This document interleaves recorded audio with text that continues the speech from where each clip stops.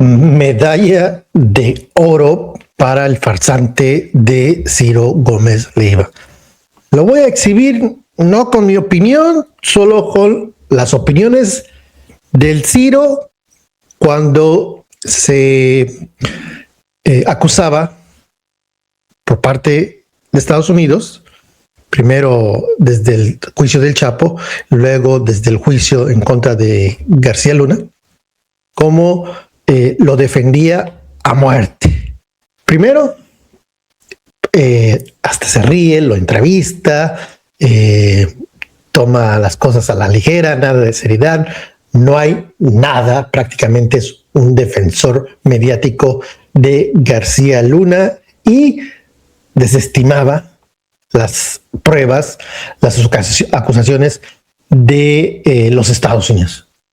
A diferencia de este sinvergüenza, si hay pruebas y se investiga a este señor y se está coludido con el narco, como lo estuvo García Luna, que se pudran los dos en la cárcel allá en Estados Unidos, tanto el gobernador como García Luna. Si son cómplices, si es cómplice el gobernador de Sinaloa, Rocha Moya, que se pudra, que pase el resto de su vida por colaborar con el narco, con los chapitos o con el cártel de Sinaloa. Que no se le proteja, que se investigue a fondo. Ciro nunca pidió que se investigue a fondo. Ciro defiende y seguirá defendiendo a García Luna. Tanto descaro, tanto cinismo de este personaje que ha defendido a narcos sentenciados. No hablo de García Luna. Defendió, muchos no saben, a un operador, a un lavador de dinero de los Zetas. Lo defendió. Sentenciado, encarcelado por lavar dinero de los Zetas. Este señor no tiene autoridad moral, pero pues es la hipocresía y maroma, el maromero Gómez Leiva. Pero sin extenderme más, vale la pena, vean cómo trataba a García Luna, cómo lo protegía.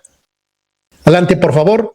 En varios medios de comunicación desde Estados Unidos, que fiscales de Estados Unidos precisamente, pues habían dicho que el exsecretario de Seguridad Pública, Genaro García Luna, había hablado con un preso, con un interno de la cárcel donde está allá en Estados Unidos, que lo infiltraron, ejercer violencia y manipular testigos. Esa es la versión que se dio a conocer ayer, y como siempre, pues hay que dar por sentada la versión, que esto es gravísimo, de que mandaba no solo amenazar, sino quizás hasta con la intención de desaparecer, matar a algunos de los probables testigos, a uno en su caso, al rey Zambada.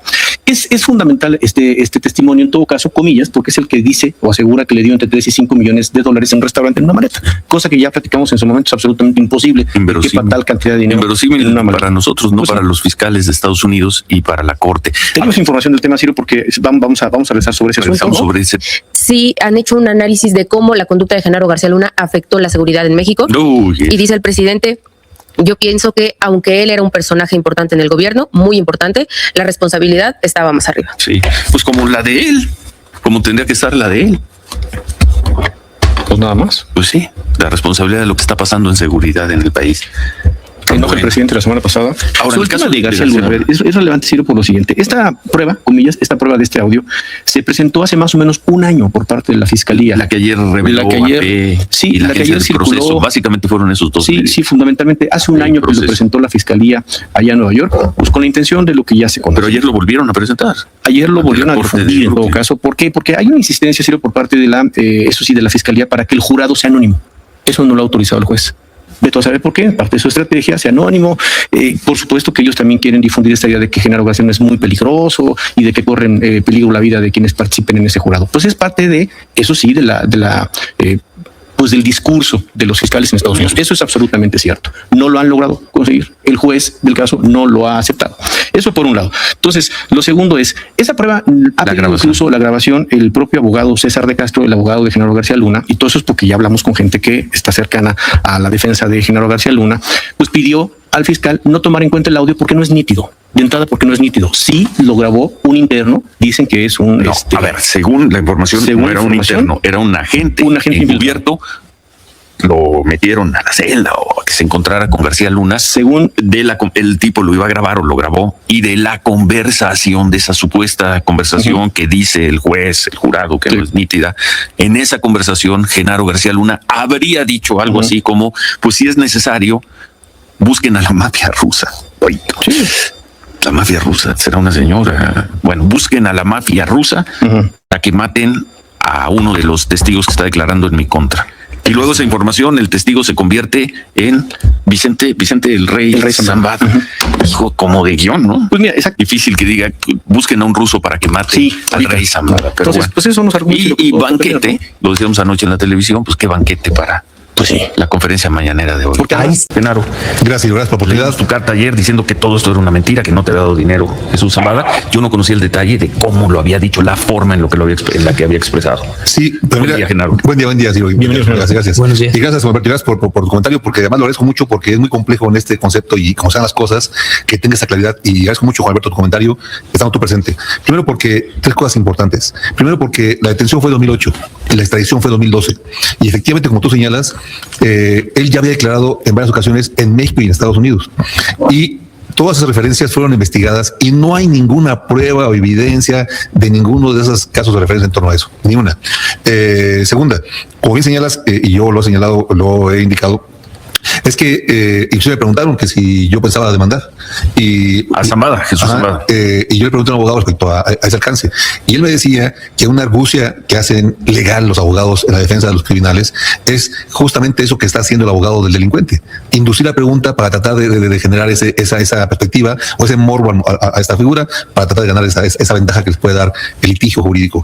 Y por ese esquema aparentemente no habría delito, porque el perjurio que hay cuando alguien dice una mentira en torno a una persona o se da cuando alguien lo asevera, y cuando el abogado lo pregunta, induce para que haya la respuesta. Por eso le agradezco a Juan Alberto su comentario, porque como lo escribe él, exactamente es algo muy importante, que hasta él mismo la piensa, porque sabe que implica un delito si él entra en perjurio cuando engaña al juez. ¿De cuánto fue el silencio? Decías, Juan Alberto, 20 segundos. Bueno, casi 20 segundos. 20 segundos es un mundo. Hacer un silencio, 20 segundos es una eternidad. Tres días de que la fiscal Gina Parlovecchio lo entrevistó. En ningún momento dudaba sus preguntas, siempre eran certeras, siempre eran al momento.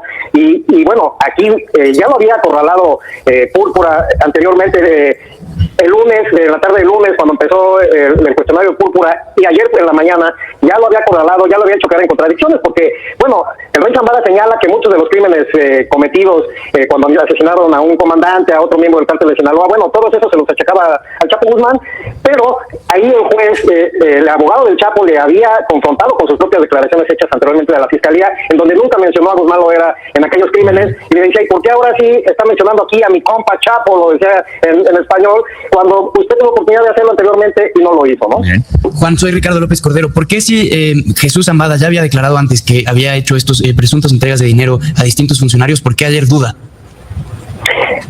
Bueno, ayer duda porque él está en juego, digamos, una negociación que él tiene con el gobierno de Estados Unidos de obtener una pena corta, de obtener un permiso para llevar a su familia a vivir a Estados Unidos. Bueno, todo esto que se les otorga a los testigos protegidos en este polémico programa que tiene el gobierno de Estados Unidos, está en juego eso para el Rey Zambada. El Rey Zambada puede alcanzar cadena perpetua con uno de los delitos que le han comprobado, con uno solo de los delitos, él tendría la cadena perpetua. Y bueno, él está negociando justamente eso, hundir al Chapo Guzmán para él quitarse de encima todas estas penas, es parte de su negociación. Él está midiendo muy claramente, pues a él le puede afectar todo esto, por eso es que él se le está pensando, no es lo mismo decirlo en una junta privada ante los fiscales, relatar toda su historia criminal, que decirla en público ante la prensa en un juicio en el que supuestamente el acusado es el otro, pero que el acusado es el otro. Muy bien, pues te agradecemos mucho, Juan Alberto. Regresa todavía el lunes, ¿va a estar el señor Zambada? No, Zambada ya ayer mismo ya él acabó, él acabó con su testimonio. Hubo otros, llegaron otros testigos y hasta donde se sabe él ya no va a regresar, ya no tiene muy sentido, se alargó mucho su testimonio, creemos que ya no regresa. Bueno, te mando un muy fuerte abrazo, Juan Alberto Vázquez, ojalá podamos seguir contigo en el juicio del Chapo Guzmán a partir del lunes. Fuerte abrazo y gracias, Juan Alberto. Gracias a ti, Ciro. Un saludo a todos allá. Gracias, Ricardo. Gracias, Genaro. Vamos a tener que hacer una pausa y al regresar platicamos largo contigo sobre todo esto, pero sí queríamos tener la crónica desde Nueva York de alguien que estuvo ahí.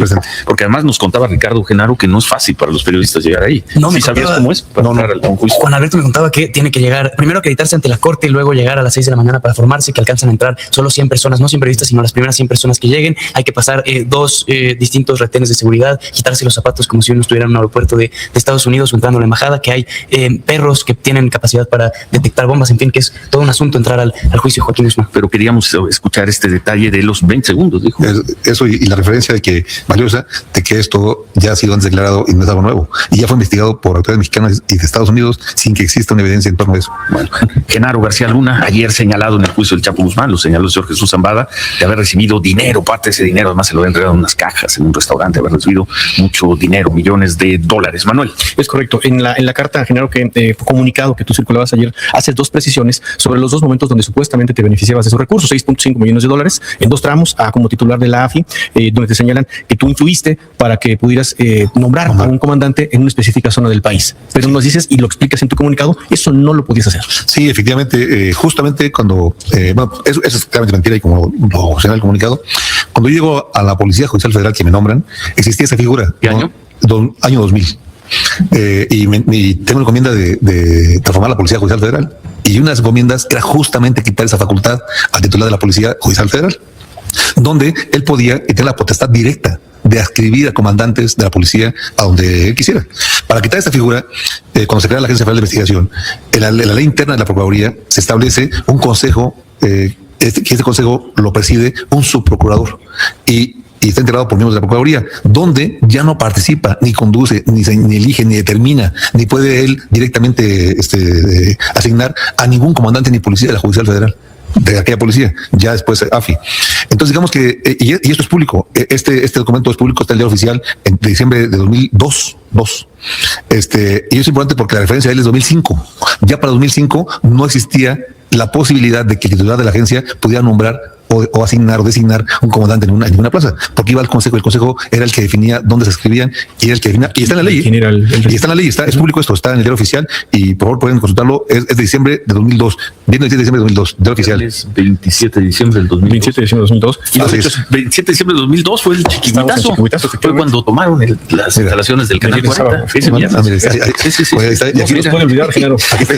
está la segunda referencia, ya siendo secretario de Seguridad Pública, pues con todas las actividades que tenías, tuviste tiempo para irte a un restaurante y recibir pues una serie de cajas con billetes seguramente pues, que sumarían por ahí de $3,000,000. Sí, es totalmente absurdo, es mentira, es una infamia y así lo señalo. Inclusive yo preciso en mi comunicado que nosotros por disciplina institucional y por disciplina personal y profesional determiné que en todos los casos, visitas, la secretaría, las agendas privadas y oficial, todo está registrado, está certificado. Yo estuve cuando menos un par de veces contigo en la AFI y un par de veces en Seguridad Pública, me invitaste a platicar, una vez hacíamos unos documentos, a tomar café. ¿Me grababas? Cuando entraba toda la gente que entraba al registro de la institución era grabado. Y no solo eso, había ocasiones que tomaban registros biométricos, huellas, etcétera. Por supuesto, pero te podías reunir en otros lados. Digamos, consiguiendo esa perspectiva, justamente para que no hubiera estar el registro formal de la bitácora personal y el ámbito privado y oficial total, y está grabado y es público. Pero aún más todavía. Un tema valioso que se precisaba en la comunicación que contaba Juan Alberto es que estas referencias que hace él son del año 2005. Debo decir que en 2008 fue detenido y en 2002 extraditado.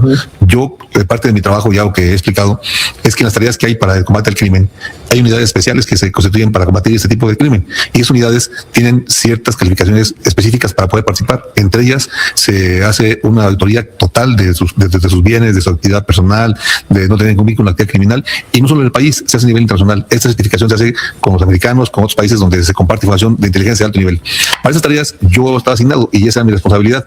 Es decir, no solo era un tema del país. La segunda figura es que en tiempos, cuando él se extradita, a mí me toca participar para extradición. Y pasó lo mismo con la Barbie, pasó lo mismo con otros delincuentes que ha pasado en un proceso. Esto no es nuevo. Es una argucia ocupada por los delincuentes y por los abogados de los delincuentes para intentar tener ventaja en el juicio, para que bajen la condena o negocien alguna figura jurídica para poder traducir la cantidad de años en la cárcel, o si están en la etapa procesal de investigación para que aporte evidencia, lo cual yo estoy a favor en términos institucionales. Es una herramienta poderosa para profundizar la investigación. Yo no estoy en contra de eso. Es más, yo reitero, estoy a favor de la transparencia, a favor de yo coadyuve. Primero, debo decir que la gente que nos señala y que la barra y todo eso de delincuentes, me tocó participar en el proceso de inteligencia, de información, de operación, para su captura y después extradición.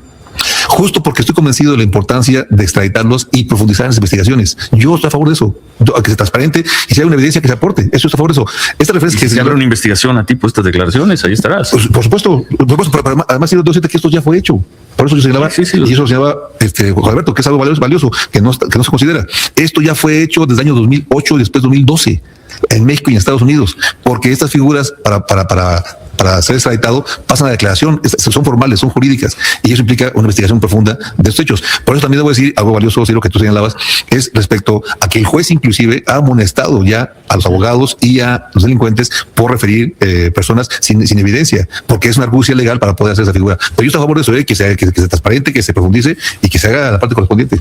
Hay una serie de documentos que acompañan tu comunicado, Gerardo, donde te escribe, por ejemplo, el director regional de la DEA en el año 2011, hace un reconocimiento sobre tu trabajo encabezando a los hombres y mujeres de la Policía Federal, por ejemplo, también de junio del 2011, donde desde la Embajada de los Estados Unidos de América, pues hacen precisamente el reconocimiento sobre el trabajo, por ejemplo, para el desmantelamiento de la familia michoacana, de la detención de la Barry. Documentos que me queda muy claro, no te los habrían pues entregado, otorgado, si no les constara pues el trabajo que hiciste, ¿no? Pero aún más, sabiendo y ya estando extraditado esta persona, donde él ya había declarado eso.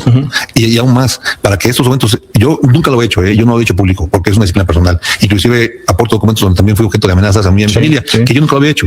Y tengo más en otras cosas que tengo en términos de profesionales. Pero yo no lo he hecho porque yo creo que es un tema diferente. Pero bueno, lo hice esta vez porque quiero mostrar cómo también esa figura, en aquel momento, la misma embajada y las agencias que se dedican al combate al narcotráfico me alertaban de esto, de la amenaza del crimen organizado, de atentar contra la familia y el personal oficialmente, o sea, no es un tema esto oficial, y finalmente que en este caso la DEA, y solo en este caso adjunto a la DEA, pero pasó con otros colegas de otras agencias de otros países, donde alertaban esta figura donde el crimen organizado en su defensa busca contrarrestar el combate frontal del delito. ¿Nunca tuvo contacto con ningún miembro de la delincuencia organizada? ¿Nunca? Ni una reunión en privada, ni una llamada telefónica, ninguna comunicación? Nunca. ¿Y como director de la AFI? Como parte de estrategia de contacto, nunca. Y además, yo quiero prestar algo más. ¿No tenías un equipo que buscaba algún acercamiento para obtener información? Nunca. A ver, quiero hacer un antecedente para que además, nunca, así de claro, nunca. Pero aún más, quiero darles un detalle importante. Yo estoy formado en áreas de inteligencia y de contrainteligencia.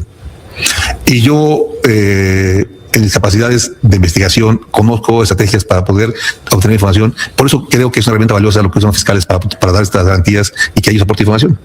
Por eso, inclusive mis colegas, si me decían ahora que les pasó ese tema, la perspectiva que no está ante público, me dieran dinero y es cantidad, es absurdo. Reitero, nunca, y por disciplina profesional, porque sí estoy formado, nunca.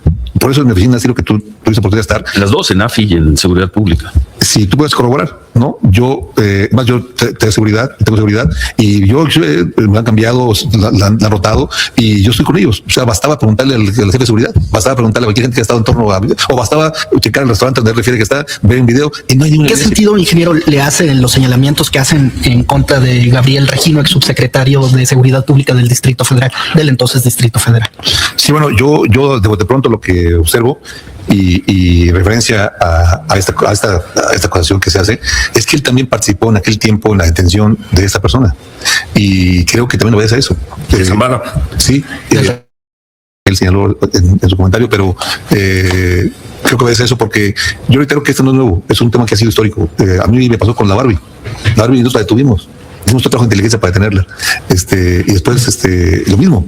En su defensa, con el juez, hizo referencia y claramente el juez lo sentenció y etcétera. Hizo una referencia que también de que te... No similar, pero generalizado, etcétera, y usaron el mismo concepto los abogados y igual se investigó, igual se comenzó, pero reitero, y me tocó detenerlos, se hace el trabajo de inteligencia, el trabajo de operación. Entonces, supongo que a veces esa es la perspectiva que se da en torno al Estado argentino. Existe una situación y es más de tipo conjetural. ¿Por qué si el gobierno de Enrique Peña Nieto logra detener 2 veces al Chapo Guzmán, ustedes en la administración Calderón no logran detenerlo investigarlo ninguna. Bueno, si usted estudia los expedientes, estudia la parte con la que tienen, lo que tienen con inteligencia hecha por nosotros inicialmente. Todo el trabajo de infraestructura, de inteligencia operacional que se hace para la búsqueda y captura del Chapo, toda, fue hecha desde entonces con la Defensa Nacional, con Marina, con nosotros. La base con la que se llega a él. A la primera detención, de febrero de 2014. Y cuando se fuga por segunda vez, la inteligencia que tenía sirve para recuperar parte de la base de investigación en la segunda etapa de la captura. Los goles de Peña Nieto fueron a pase de Felipe Calderón. No, yo creo que qué bueno que comentas este tema. Yo soy institucional, yo no tengo actividad partidista. Quiero decirle que es un error, por eso es que pasa esto. El tema es que debe ser un enfoque institucional. Si usted pregunta a Estados Unidos y cambia el partido, no dice que el FBI o que la DEA detuvo a tal porque sea con un presidente o el presidente. No, lo que hacía la Secretaría Nacional, lo que hacía la Marina, lo que hacía en su momento la Policía Federal, en su momento la AFI, obedecía al combate al crimen con el presidente que fuera. Lo que se hizo en aquel tiempo era la construcción para ir integrando información para llegar a las capacidades que tuvieron después para su captura. Esta evolución de información para generar inteligencia operacional lleva tiempo, implica poder infiltrar estructuras, poder tener información privilegiada, poder tener información técnica de alta envergadura, inteligencia personal a nivel internacional. Es una evolución y eso está en los expedientes, eso está ahí, está registrado, y no, por supuesto, más inclusive la persecución fue tal, no, pero no solo eso. Un dato importante para usted que ve el caso, cheque por favor cuánta estructura de alto nivel fue detenida del Chapo en el gobierno de Calderón. ¿Qué tanta? Lo más importante es, y un dato importante, el más importante en la estructura del Chapo Guzmán, en la jerarquía que había de conducción, era su hermano. Detenido. Por favor, pero además, la estructura importante, que después en lo que se aporta inteligencia en la etapa siguiente, pero es parte de un proceso institucional, no obedece a un gobierno per se, obedece a esta evolución que hay de la información, de la ventaja operacional. Entonces es falso que, digamos, el gobierno del presidente Calderón, su Secretaría de Seguridad Pública, tuvieran un pacto, una especie de entendimiento con el llamado cártel de Sinaloa. Totalmente falso. Es cuando más se combatió y está registrado. Por favor, chequen las alegaciones previas, chequen la parte que hay en la PGR. Nada más para precisar, Genaro, el testimonio de Jesús Zambada es una especie de venganza contra usted y contra Gabriel Regino por haber participado en su detención. Yo creo que es una estrategia. Esto no es nuevo, Les pido por favor, chequen. O sea, chequen por favor, porque no parece que es algo nuevo. De acuerdo, está en el expediente. Exacto, lo decía Juan Alberto. No es nuevo. Yo creo que obedece una estrategia de los delincuentes, de los criminales. Sistemáticamente lo han hecho para buscar esas ventajas. Yo no creo que obedezca algo específico. Pero está siendo presentado como testigo del gobierno de los Estados Unidos. Por favor, ya lo explicó Juan Alberto la forma como se dio las cosas. Lo señala él que el abogado del Chapo, a pregunta expresa, trata le pregunta al otro delincuente para inducir la pregunta. Por eso vale la pena ver. Lo que explicó Juan Alberto es muy importante porque detalla el proceso que justamente no se observa estando uno fuera de lo que pasa ahí. Y lo que él señala es que el abogado del delincuente le pregunta al otro delincuente que es como testigo esa referencia, induciendo la respuesta, buscando ese beneficio para su cliente. Y por supuesto, al final buscan que la gente que combate el crimen, la gente que está teniendo pues inhibir el proceso y buscar yo no veo como algo personal que obedezca esta referencia o que es una persona, yo eso no veo, yo vuelvo con una estrategia delictiva, sistemática para tener ventaja en esos procesos, que más no es nuevo, reitero, es algo que se ha hecho. Es más, por favor les pido que lo vean y se ha hecho en otros casos, ¿no?, anteriores. Genaro, tú no estás viviendo en México, ¿por qué estás en México? Estás desde ayer en la tarde. Justo, sí. ¿Qué haces? Justo, ya lo señalabas en el corte, es Thanksgiving en Estados Unidos y hoy empieza el feriado. Y justamente esos días son feriados tengo la fortuna, gracias a Dios, de compartir con mis hijos y yo justamente bajé para poder ver a mi familia, ver a mis hijos coincidir, venía para coincidir. ¿Dónde te tocó la noticia? Yo venía a México esos días y esos días como son feriados hay oportunidad. Ya estabas en México. Sí, justamente yo vine un par de días antes para este tema y juntamos porque yo también estaba estudiando, vamos a estudiar en la universidad y Estados Unidos es un día muy importante, ese es el día que todo el mundo... Son de gracias, mañana. Y justamente me tomó en este proceso y por eso tengo la oportunidad de estar aquí y compartir espacio con ustedes y gracias por el espacio. No, al contrario, gracias, Genaro. Gracias a todos. Suerte en lo que venga, a ver en qué para. No, porque el juicio de Joaquín Guzmán sigue. Pero yo creo que estoy a favor de eso. Yo estoy a favor de la transparencia, justamente del esquema de escrutinio, ¿no? Para profundizar el tema. No, bien. Entonces yo quiero eso, y por eso creo que es valioso este esquema que está dando. Yo de veras me han preguntado, yo insisto, yo estoy a favor de la extradición, estoy a favor de que se profundice, estoy a favor de que haya escrutinio. Totalmente. Yo estoy en contra de que se quede en vivo, de que no haya claridad. No, que si hay pruebas que se aporten y si hay algo que se investigue, Por eso la importancia, reitero, de tener esta esquema que tienen los americanos, donde él puede llevar y aportar sus pruebas si es que los tiene, o también, como lo hace el juez, si no tiene pruebas, pues está molestando, ¿no? Como ya fue el caso.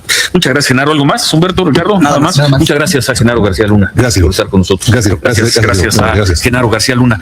En medio de tanto ruido lo que quedan son los hechos. La autoridad de Estados Unidos detuvo al ex jefe policíaco mexicano Genaro García Luna por narcotráfico, no por otra cosa. Y para detenerlo se basó en 1, las declaraciones del rey Zambada en el juicio del Chapo. 2, declaraciones de testigos protegidos. 3, la supuesta fortuna de García Luna, de la cual no se informa el monto.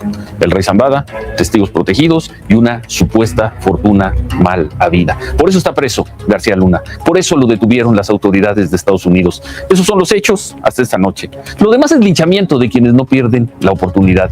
Linchamiento ese que ayer el presidente López Obrador pidió que no se le aplicara al embajador mexicano que se robaba libros en Argentina. Se dirá que una cosa es conspirar y estar en el narcotráfico con los grupos criminales y otro es robarse un libro en Argentina, pero un linchamiento es un linchamiento. Se quedan con qué importa. Gracia informó hoy las pruebas contra García Luna se basan en las acusaciones que hizo en su contra durante el juicio al Chapo Guzmán, las declaraciones que hizo Jesús Reinaldo, a quien apodan el rey Zambada, hermano del Mayo Zambada, el otro legendario líder del cártel de Sinaloa. Según esto, el rey le habría entregado a García Luna en efectivo poco más de $6 millones.